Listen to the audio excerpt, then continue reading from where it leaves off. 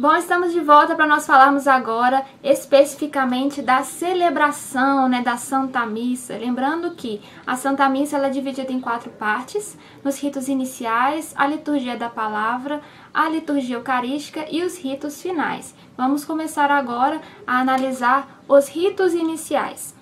Bom, nos ritos iniciais, primeiramente, existe a monição ambiental. O que seria a monição ambiental?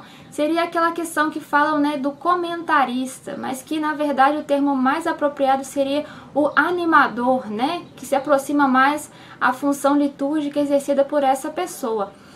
Essa monição ambiental ela não tem o intuito de ser uma informação catequética, um discurso moralista, mas é realmente ter este caráter mistagógico, ou seja, de conduzir a Assembleia ao mistério daquela liturgia de forma breve, discreta, para conduzir esse tema da celebração que será vivida naquele dia. Depois, então, tem-se o introito, a procissão de entrada com o presidente da celebração, a equipe litúrgica, que vai fazer essa procissão de entrada até o altar, como esse caráter da nossa peregrinação, que nós somos uma igreja peregrina, estamos indo em direção à terra prometida. Então também nós estamos a caminho do altar do Senhor, e quando o sacerdote beija o altar, não é um beijo ali ao mármore, mas ela é endereçada ao próprio Cristo, esse amor que é o centro da nossa vida cristã, que tudo é feito por Ele e para Ele. Pode acontecer na celebração, de ser uma celebração solene, de ter o uso dos incensos. Por quê? Lá em Apocalipse 8:3 fala, e veio outro anjo e pôs-se junto ao altar, tendo um incensário de ouro, e foi-lhe dado muito incenso para pôr com as orações de todos os santos sobre o altar de ouro que está diante de Deus. Em outras passagens no Apocalipse, que fala sobre essa questão do incenso, como essa dimensão da intercessão dos santos, da oração que sai da mão do anjo e chega até Deus, Então também aqui já, também como essa questão da intercessão dos santos, Que na Igreja Católica nós temos isso de caráter muito incisivo e forte, Porque são os nossos amigos do céu que também estão nessa comunhão, intercedendo por nós, pela nossa salvação. A gente já vê tudo na Sagrada Escritura. E também os acólitos, aqueles os cerimoniários, os coroinhas, aqueles que servem ao altar, eles são essa personificação dos próprios anjos também, que são os ministros da liturgia celeste, Então o turíbulo, o incenso, ela tem essa questão da intercessão, das nossas orações que saem da mão dos anjos e chegam até Deus. Depois nós fazemos o sinal da cruz, O sinal da cruz, que é realmente essa nossa participação, que nós não somos só meros espectadores, daquilo que está acontecendo, mas nós participamos do mistério, nós estamos de forma ativa na celebração, E como diz também, lá no Apocalipse, falou muito dessa questão do selo na testa, que é realmente, essa marca da cruz, igual na quarta-feira de cinzas, se faz o sinal da cruz na testa, Lá em Apocalipse 7:3 fala: não danifiqueis a terra, nem o mar, nem as árvores, até que hajamos selado nas suas testas os servos do nosso Deus, Lá em Apocalipse 14:1 fala que olhei e estava o Cordeiro sobre o monte Sião, e com ele 144.000, ou seja, aquele resto de Israel, que foi ali selado, consagrado também por Deus, que em suas testas tinha escrito o nome de seu pai, Então, nessa questão também da cruz. E lá em 2 Pedro 1:4 fala, que a cruz é o meio pelo qual somos salvos, entramos em comunhão com a natureza divina. Então é importante a gente fazer bem o sinal da cruz, São Cipriano, de Cartago, lá no século II, dizia que no sinal da cruz está toda a virtude, todo o poder.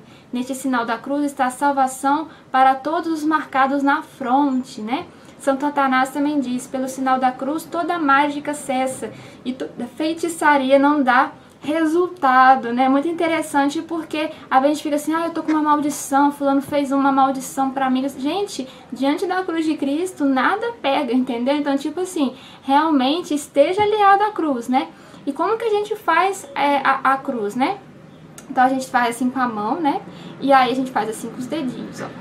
Tá vendo? E aí faz esse sinal aqui. Por que esse sinal?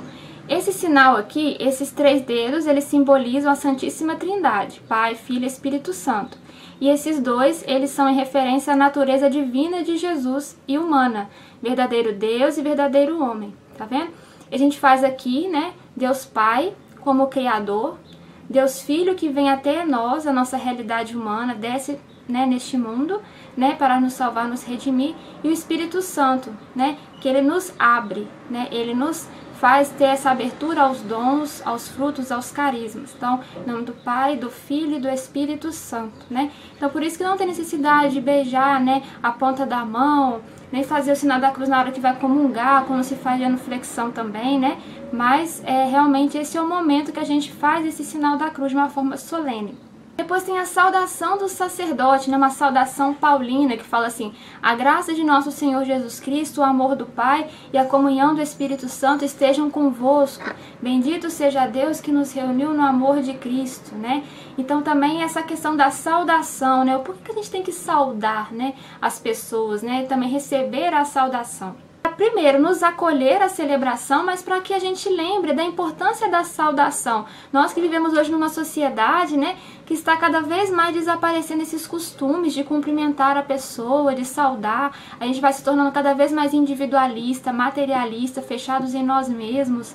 Clima de desconfiança, tensão, violência. O primeiro passo para a comunhão é a comunicação, entende? Então, assim, como que a gente vai querer estar em comunhão com Deus se a gente não sabe nem saudar, nem receber uma saudação, né? Uma boa palavra, ela valoriza uma pessoa, desperta para viver melhor. Então, a gente recebe aquela saudação ali já para falar: opa, eu tô aqui, eu sou bem-vindo, né? Foi dito para mim que a graça do nosso Senhor, o amor do Pai, a comunhão do Espírito esteja convosco, né? Com nós, enquanto igreja celebrativa.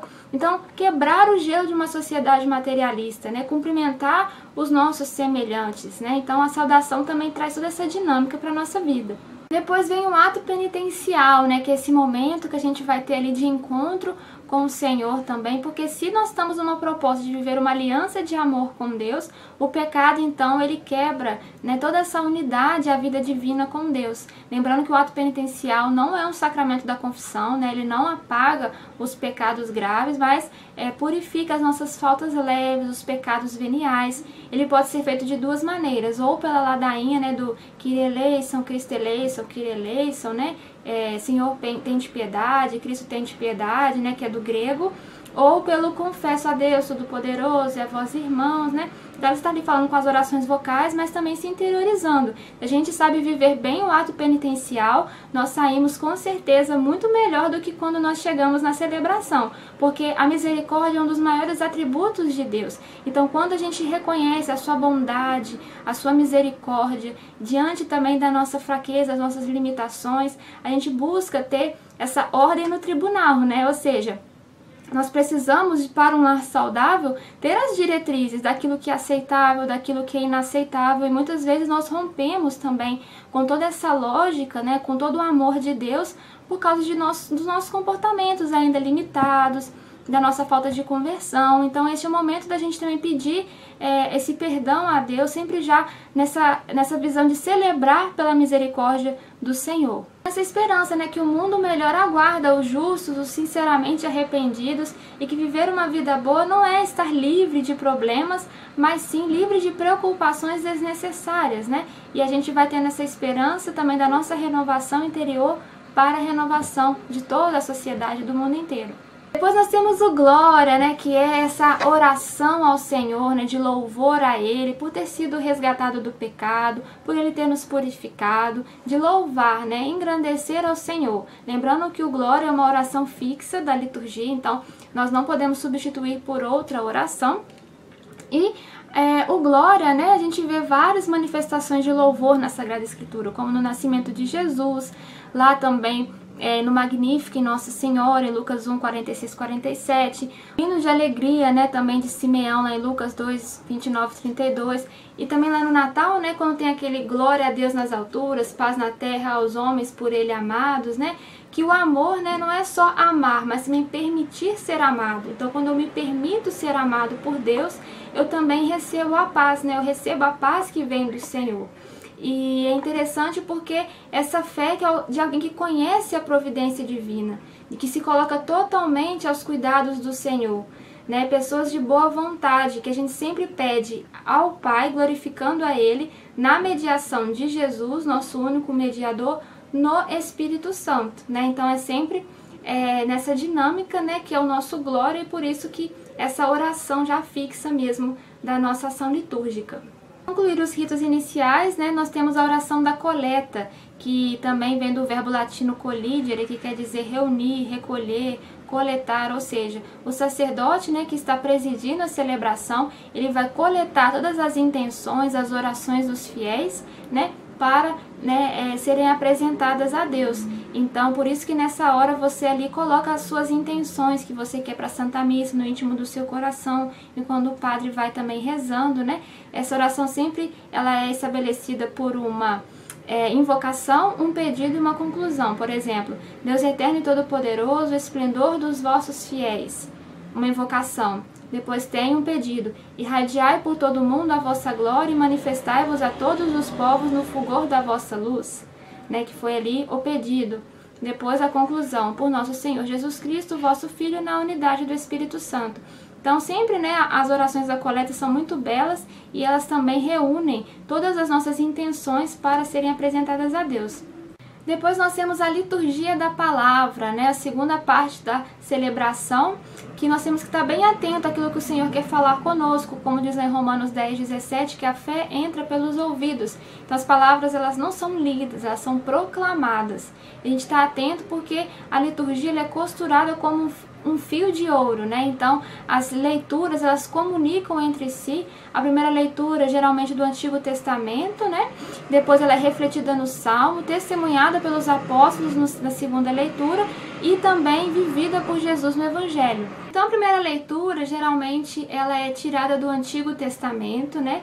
Tirando o tempo pascal, que é do Atos dos Apóstolos, e do tempo do Natal, que é da primeira carta de São João. Mas basicamente é no Antigo Testamento e ela dá o tema que nos indica a celebração. E a conservação dessa leitura do Antigo Testamento é justamente nessa questão que Jesus não veio abolir a lei, mas ele veio dar o pleno cumprimento daquilo que era o Antigo Testamento, que prefigurava já o Cristo.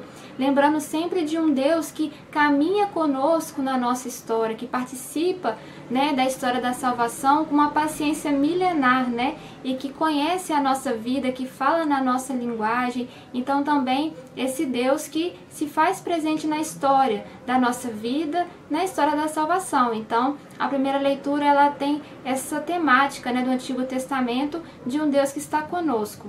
Depois nós temos os salmos, né, que são retirados dos 150 salmos da Sagrada Escritura, como a nossa resposta àquilo que o Senhor nos disse, né, nos motivou na primeira leitura.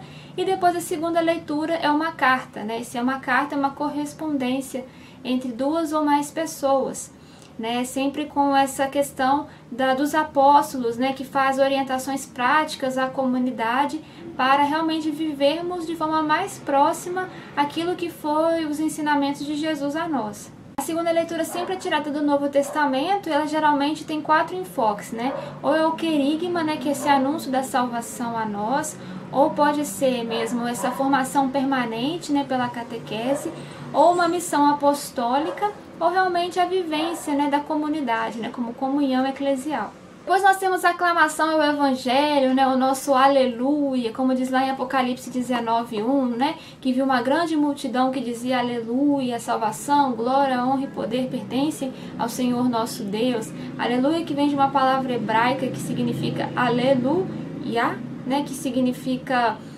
louvai a Yahvé, né, ou seja, esse canto realmente de libertação da igreja resgatada, né, de louvor ao Senhor, e que traz também essa proclamação da Boa Nova. Então a gente canta o nosso aleluia. Também missas solenes, né, a procissão com o evangeliário, realmente para nos imbuir com estes sinais de solenidade, né, de importância mesmo a palavra do Senhor. E aí nós fazemos o sinal da cruz, né, que é um sinal na fronte, um sobre os lábios e um no coração. Lembrando que essa oração não é aquela pelo sinal da Santa Cruz, livrai-nos Deus nosso Senhor dos nossos inimigos corporais, né? e espirituais, mas realmente você pode pedir pelo Pai Criador, o Filho, né, a palavra que se fez carne, e o Espírito Santo, né, o amor que emana do Pai e do Filho. Ou você pode falar para que eu compreenda, para que eu anuncie, para que eu ame. Ou você pode falar para que eu preste atenção, para que eu possa me alimentar, para que eu possa me santificar. Eu geralmente falo para que eu entenda, para que eu proclame, para que eu viva. Então você possa então também ter essa questão, né, dessa oração da cruz para o anúncio da Boa Nova. Depois vem verbum salutis, né, a palavra da salvação, porque a palavra ela é da salvação, a palavra é salvação, porque a palavra é Cristo. O evangeliário, né, ele tem essa mensagem da salvação, a palavra da salvação, né? Lembrando que a palavra da salvação é única, mas que existem 4 evangelistas, mas a mensagem é a mesma, né? E depois então vem-se a homilia, que é o sacerdote quem vai também receber essa palavra e vai atualizá-la também diante do nosso tempo, das nossas circunstâncias, com palavras de sabedoria inspiradas pelo Espírito Santo. Lembrando que o padre, né, ele fala em nome da igreja, né? A palavra de Jesus atraía multidões, né? Assim, somente pela força da palavra dele, as pessoas já viam, né, querer receber através das parábolas, comparações tiradas da vida do povo, né? Então o padre também é essa pessoa que vai então atualizar essa mensagem para as nossas vidas, movido pela graça de Deus, né? Não ali a gente analisando os defeitos, limitações, aquilo que pode ser da humanidade do padre, né? Mas que vendo que ele é um homem de Deus, ou seja, quem vos ouve, a mim ouve, quem vos recebe, a mim recebe, né? Quem vos rejeita, a mim rejeita, como diz lá em Lucas 10:16, né? Claro que você pode ter um discernimento pessoal, né? Se tiver ali alguma questão de ideologia, né, e tal, mas lembrando que a homilia é este espaço em que o sacerdote vai se dirigir à comunidade na instrução da palavra de Deus. E por isso, na instrução Redemptionis Sacramentum de 2004, tem algumas diretrizes em relação à homilia. Lá no número 64 fala assim: a homilia que se faz no curso da celebração da Santa Missa é parte da mesma liturgia, será feita normalmente pelo mesmo sacerdote celebrante, ou ele delegará a um outro sacerdote concelebrante, ou às vezes, de acordo com as circunstâncias, também ao diácono, mas nunca ao leigo. Então, o leigo não pode fazer reflexões, homilias na celebração. No número 66 fala assim: a proibição de admitir os leigos para pregar dentro da celebração da missa também é válida para os alunos de seminários, estudantes de teologia, para os que têm a tarefa que receberam de assistentes pastorais e para qualquer outro tipo de grupo, irmandade, comunidade ou associação de leigos. Então, realmente, os leigos não podem fazer pregações na celebração. Por necessário, lá no número 74 diz que se houver um testemunho ou uma instrução dado por um leigo, ela deve ser feita após a oração da comunhão, já lá nos ritos finais. Então seria o local adequado, se houver necessidade, né, de que um leigo, né, faça um testemunho de edificação aos fiéis ou uma instrução. Que é isso? Porque a homilia ela é dotada dessa presença mesmo de Cristo, que se dirigia às comunidades, ao povo, né, que pregava o Evangelho. O Papa Paulo VI dizia, né, que é como se fosse essa presença real mesmo de Cristo junto à comunidade, né? Então, realmente a homilia ela está com essa eficácia espiritual que supera até mesmo a habilidade de oratória do ministro, né? Existe ali uma graça também concedida ao sacerdote para isso, né? Então, só pode ser pregada por um ministro sagrado agindo como representante de Cristo, né? Então, também ter atenção um pouco a isso. Depois nós temos a nossa profissão de fé, né? O nosso creio, que realmente é uma oração muito forte, nós devemos fazer até mesmo fora da celebração da Santa Missa para afugentar o mal, né? Para ser realmente essa nossa blindagem também contra as tentações, né, em relação à fé, as dificuldades que nós podemos ter, porque o creio, né, tá ali realmente a nossa fé, o símbolo dos apóstolos, mártires que morreram para defender essa nossa fé. Então a gente realmente tem que ter muita adesão àquilo que nós rezamos no nosso creio. Nós temos dois formas de creio, né? Tem o credo niceno-constantinopolitano, que é um creio maior, né? Um pouco mais longo, e o creio que nós rezamos geralmente aqui no Brasil nas missas dominicais. Lá na Europa, eles rezam o creio niceno-constantinopolitano, por exemplo, né? Mas esse primeiro creio também, né, que a gente reza aqui, ele geralmente já era rezado pelos apóstolos mesmo, até o ano 300, mais ou menos, e depois no século IV, né, por causa das heresias, né, então fez-se o credo niceno-constantinopolitano, né, proveniente do Concílio de Nicéia, 325 d.C., Constantinopla, 381 d.C., para corrigir erros doutrinários que estavam acontecendo ali, né, as questões de heresias a respeito da divindade de Jesus Cristo, né, mas aí porque nós temos essas duas orações do creio. Lembrando também que a profissão de fé é uma oração fixa da liturgia, então não se pode colocar outra música, outra oração, né? Ela faz parte do ordinário da liturgia. Como nós vimos, né, inicialmente, que nós estamos sob um juramento, o creio é realmente essa hora de renovar as nossas promessas batismais, é a hora em que eu estou ali ratificando mesmo aquilo que eu creio, a minha adesão à fé. Então, às vezes, algumas pessoas até fazem assim com a mão na hora do creio, né? Não precisa fazer isso, né? Mas é porque lá em Apocalipse 10, 5, 6 fala, né, que o anjo que vi estar sobre o mar e sobre a terra levantou a sua mão ao céu e jurou por aquele que vive para todo sempre, o qual criou o céu e o que nele há, a terra e o que nela há, o mar e o que nela há.